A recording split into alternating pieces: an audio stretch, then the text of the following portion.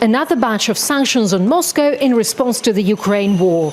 The European Commission wants to reduce Russia's energy revenues with measures that will primarily affect oil trading.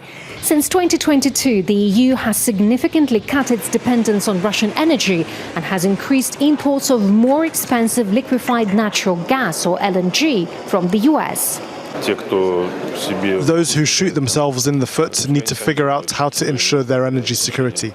Russia has always been and remains a reliable supplier of energy resources for both European and Asian countries.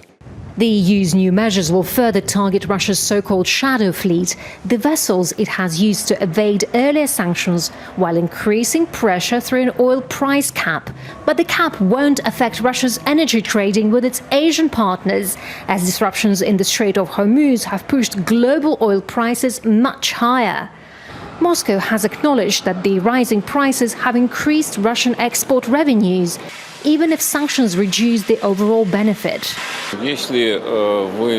When breaking global, decades-old supply systems, as the US is doing, one should not be surprised that it later turns out that it is very difficult to manage without those whom they wanted to punish, namely Russia.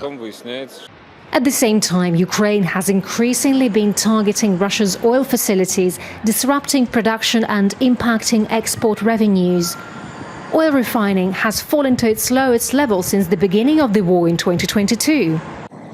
President Vladimir Putin says Ukrainian drone attacks do cause some damage, but don't pose a threat to Russia's economy, as it's become less dependent on oil and gas revenues.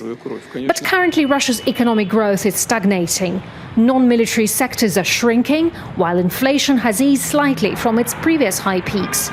And while surging global energy prices have brought a short-term windfall to state coffers, that revenue is not enough to fix economic issues related to more than 4 years of war.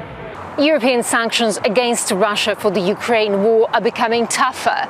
They increasingly limit the development and stability of the country. But so far, the pressure has not pushed Russia to change its course. Yulia, Shapovalova, Jazeera, Moscow.